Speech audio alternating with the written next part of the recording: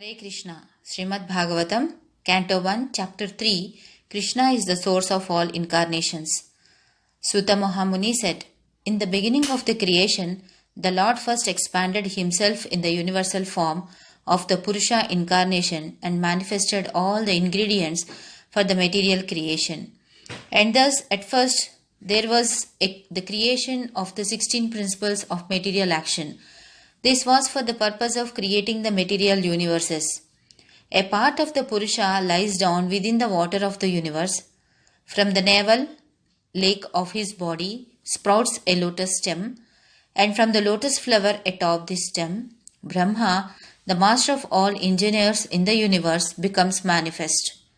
It is believed that all the universal planetary systems are situated on the extensive body of the Purusha, but he has nothing to do with the created material ingredients.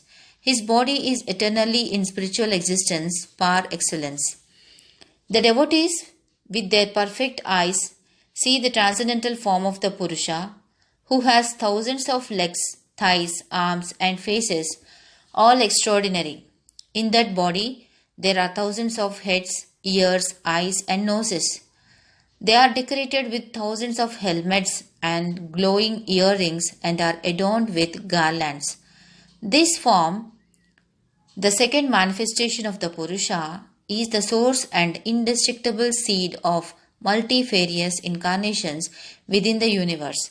From the particles and portions of this form, different living entities like demigods, men, and others are created. First of all, in the beginning of creation, there were the 4 unmarried sons of Brahma, the Kumaras, who, being situated in a vow of celibacy, underwent severe austerities for realization of the absolute truth. The supreme enjoyer of all sacrifices accepted the incarnation of a boar, the second incarnation, and for the welfare of the earth, he lifted the earth from the nether regions of the universe.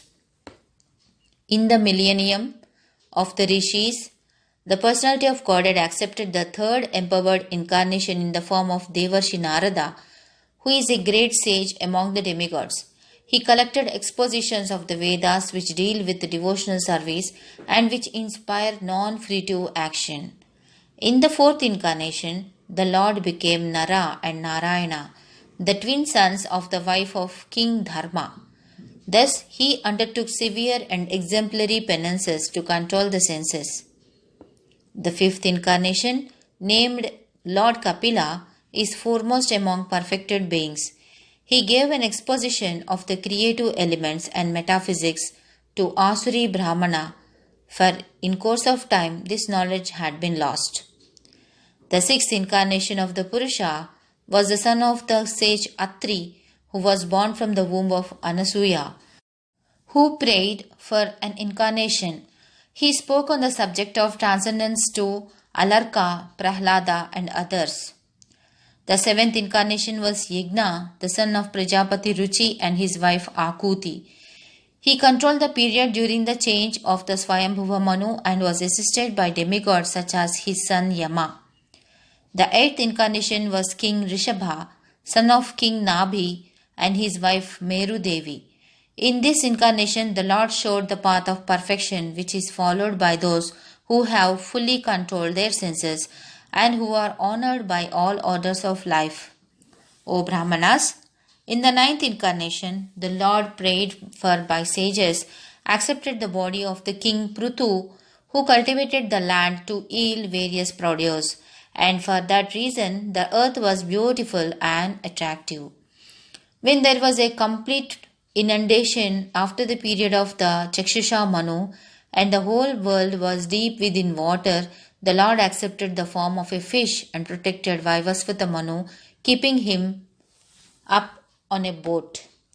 The 11th incarnation of the Lord took the form of a tortoise, whose shell served as a pivot for the Mandharachala hill, which was being used as a churning rod by the theists and atheists of the universe. In the 12th incarnation, the Lord appeared as Dhanvantri, and in the 13th, he allured the atheist by the charming beauty of a woman and gave nectar to the demigods to drink. In the 14th incarnation, the Lord appeared as Nrsimha and bifurcated the strong body of the atheist Hiranyakashipu with his nails, just as a carpenter pierces cane. In the 15th incarnation, the Lord assumed the form of a dwarf Brahmana, Vamana, and visited the arena of sacrifice arranged by Maharaja Bali. Although at heart he was willing to regain the kingdom of the three planetary systems, he simply asked for a donation of 3 steps of land. In the 16th incarnation of the Godhead, the Lord, as Bhrugupati, annihilated the administrative class Kshatriyas 21 times, being angry with them because of their rebellion against the Brahmanas, the intelligent class.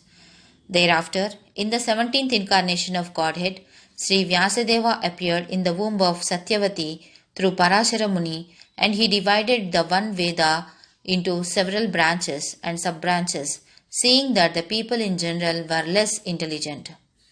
In the 18th incarnation, the Lord appeared as King Rama in order to perform some pleasing work for the demigods. He exhibited superhuman powers by controlling the Indian Ocean and then killing the atheist King Ravana, who was on the other side of the sea.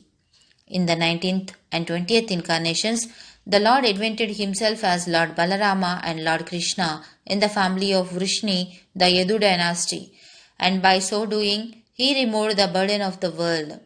Then, in the beginning of Kali Yuga, the Lord will appear as Lord Buddha, the son of Anjana, in the province of Gaya, just for the purpose of deluding those who are envious of the faithful theist.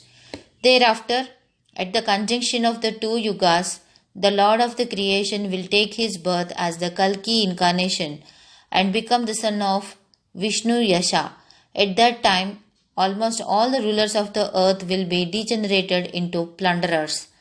O Brahmanas, the incarnations of the Lord are innumerable, like rivulets flowing from inexhaustible sources of water. All the rishis, manus, demigods, and descendants of Manu, who are especially powerful, are plenary portions or portions of the plenary portions of the Lord. This also includes the Prajapatis. All of the above mentioned incarnations are either plenary portions or portions of the plenary portions of the Lord, but Lord Sri Krishna is the original personality of Godhead. All of them appear on planets whenever there is a disturbance created by the atheist.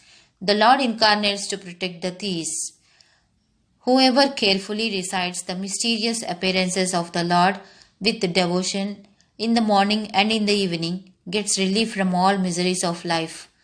The conception of the Virat universal form of the Lord as appearing in the material world is imaginary.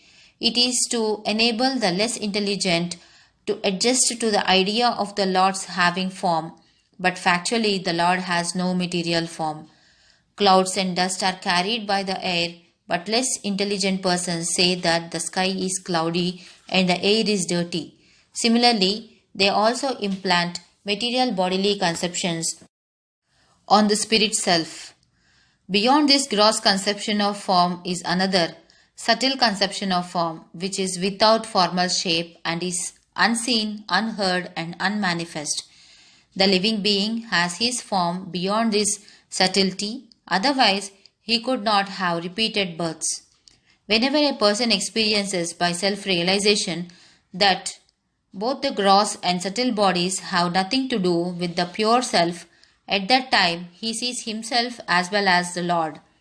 If the illusory energy subsides and the living entity becomes fully enriched with knowledge by the grace of the Lord, then he becomes at once enlightened with self-realization and thus becomes situated in his own glory.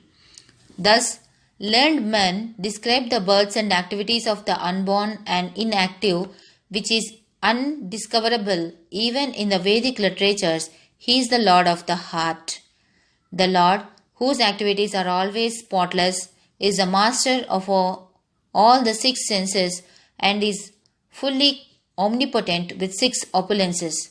He creates the unmanifested universes, maintains them and annihilates them without being in the least affected. He is within every living being and is always independent. The foolish, with a poor fund of knowledge, cannot know the transcendental nature of the forms, names, and activities of the Lord, who is playing like an actor in a drama, nor can they express such things, neither in their speculations nor in their words. Only those who render unreserved, uninterrupted, favorable service unto the lotus feet of Lord Krishna, who carries the wheel of the chariot in his hand, can know the Creator of the universe in his full glory, power, and transcendence. Only by making such inquiries in this world can one be successful and perfectly cognizant. For such inquiries invoke transcendental ecstatic love unto the personality of Godhead, who is the proprietor of all the universes and guarantee 100% immunity from the dreadful repetition of birth and death. This Srimad Bhagavatam is the literary incarnation of God, and it is compiled by Srila Vyasadeva, the incarnation of God. It is meant for the ultimate good of all people, and it is all successful, all blissful, and all perfect. Sri Vyasadeva delivered it to his son, who is the most respected among the self-realized, after extracting the cream of all Vedic literatures and histories of the universe. Sukadeva Goswami, the son of Vyasadeva, in his turn delivered the Bhagavatam to the great emperor Parikshit, who sat surrounded by sages on the bank of the Ganges, awaiting death without taking food or drink. This Bhagavata Purana is as brilliant as the sun, and it has arisen just after the departure of Lord Krishna to his own abode, accompanied by religion, knowledge, etc. Persons who have lost their vision due to the dense darkness of ignorance in the age of Kali shall get light from this Purana. O learned Brahmanas, when Sukadeva Goswami recited Bhagavatam there, in presence of Emperor Parikshit, I heard him with rapt attention, and thus, by his mercy, I learned the Bhagavatam from that great and powerful sage. Now, I shall try to make you hear the very same thing as I learned it from him and as I have realized it. Thank you. Hare Krishna.